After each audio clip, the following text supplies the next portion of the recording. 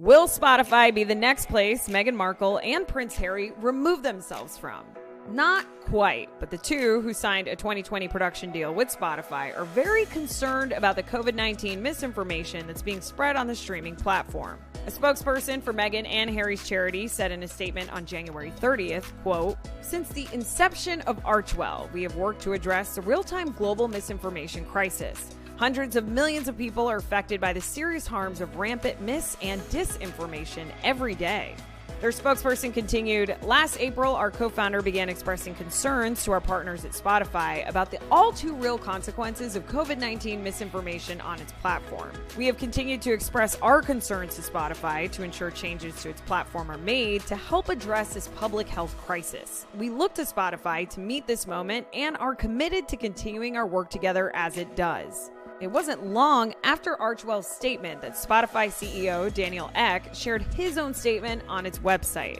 Daniel wrote, quote, "We know we have a critical role to play in supporting creator expression while balancing it with the safety of our users. In that role, it is important to me that we don't take on the position of being content censor while also making sure that there are rules in place and consequences for those who violate them." He continued to say, "Based on the feedback over the last several weeks, it's become clear to me that we have an obligation to do more to provide balance and access to widely accepted information from the medical and scientific communities, guiding us through this unprecedented time." Daniel also wrote that they are, quote, "working to add a content advisory to any podcast episode that includes a discussion about COVID-19.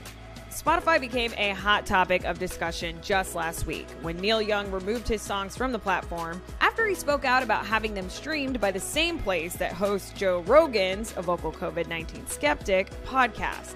A number of artists have since followed in Neil's footsteps, with Joni Mitchell sharing that she too would follow in solidarity with Neil and remove her own music from Spotify as well. And on top of that, author, social researcher, and Spotify podcaster Brené Brown also announced on Twitter that she, quote, "will not be releasing any podcasts until further notice," without elaborating on her statement.